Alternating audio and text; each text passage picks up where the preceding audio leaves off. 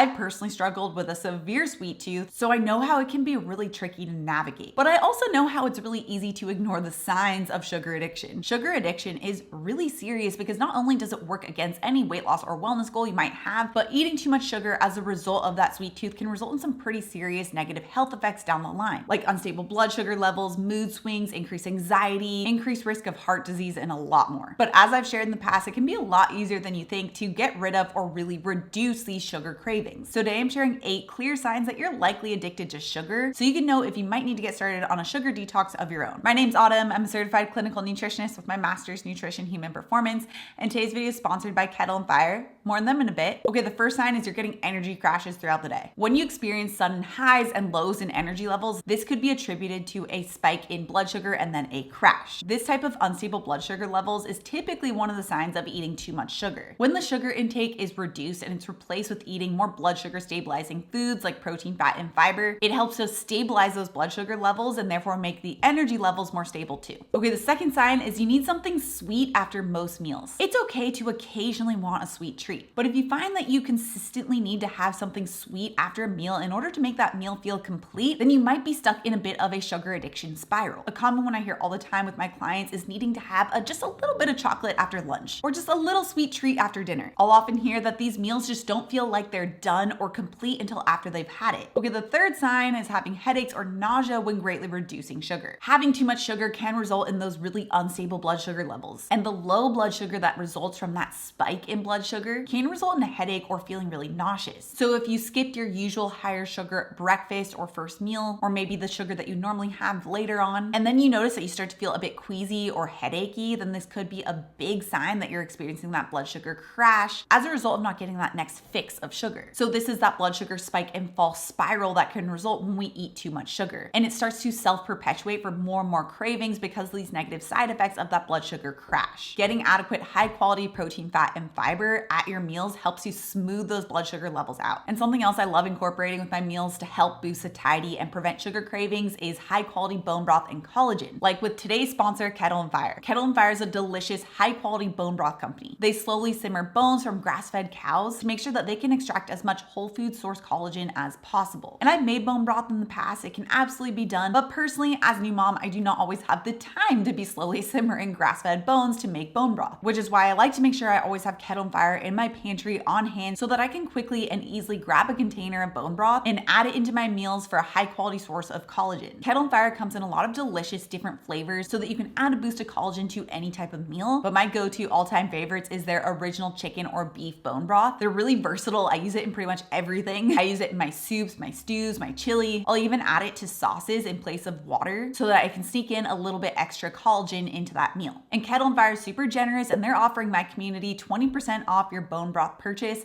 when you use code AUTUMNBAITS at checkout. So make sure you stock up on Kettle and Fire with that discount. I'll have it linked down in the description below. Okay, the fourth sign is mood swings or hanger between meals. We all have experienced hanger. It's that intense combination of feeling hungry and angry, aka hanger. Nobody likes being around somebody when they're hangry. I don't like feeling hangry. And feeling that intense mood swing but also hunger is another fun or not so fun side effect of that blood sugar crash. So if you find yourself always needing to have some type of emergency snack in your backpack or purse in order to prevent these hanger attacks, then you know you might be riding that blood sugar roller coaster. Okay, the fifth sign is having a high A1C or high fasting blood sugar level. Now, eating too much sugar over time as a result of that sugar addiction or sugar tooth can result in elevated fasting blood sugar levels. And you'll see this with two different blood tests. One is the A1C or HbA1c, which measures your average fasting blood sugar over time. And then of course the real-time fasting blood sugar level. The A1C is typically performed by a lab or by a doctor. In fact, it's a common one your doctor should be incorporating with your yearly blood tests. So if you dig through your labs from last year, you could check that out. You can also often do at-home tests too. You do this with a finger prick and then you just send it into a lab. The brand that I've used in the past is called Everlywell, which is really nice and convenient if you don't have time to go get your blood drawn. But with fasting blood sugar, you can actually do this at home with just another finger prick test. The brand I like is called Keto Mojo. Okay, the sixth sign is another blood test, and it's having high triglycerides, low HDL, or high LDL. Or typically you'll see a combination of all three of these. Studies have found that eating too much sugar can result in having that high triglyceride, low HDL, and or high LDL. These in combination are also a typical sign of increased heart disease risk as well. Okay, the seventh sign is weight gain around the belly. Studies have also found that eating too much sugar can result in increased waist circumference, which is the increased weight around your belly. You can measure this by just wrapping a flexible tape measure around your belly and taking those measurements. Typically, you want to aim for just above the hip bones for this measurement, and you can keep track of this over time to see if there's any changes. Especially if you're on a body recomposition journey, this is a good one to keep track of. But research has found that ideally for men, it should be about 40 inches or less, and for women, it should be 35 inches or less. Although this can differ based on a variety of different health or lifestyle considerations. Okay, number 8 is one that requires a bit of self-reflection, and it's if you believe that you have a sweet tooth. One of the best indicators of determining if you have a possible sugar addiction is if you self-identify as having a sweet tooth. If you find that you often crave sugary items, even if these are healthier sugary treats, then you might possibly be experiencing some degree of sugar addiction. Although the occasional sweet treat is likely not going to derail your progress or cause some of these negative health effects, frequent sugar intake can. And what we consider to be occasional is also important too. Some people might consider having one sweet treat a day an occasional treat. However, if you find that you need or desire a sweet treat on the daily, then this is likely a sign that you are stuck in that addictive spiral with sugar. Now, you don't need to swear off sweet treats forever if you find that you have some degree of sugar addiction or if you have this strong sugar tooth, but I have found that having a clean slate is one really effective way to help reset taste buds. In fact, this is one of the major things I did to help get rid of my sugar addiction. If you want all those tips on exactly what I did, you can check out this video next.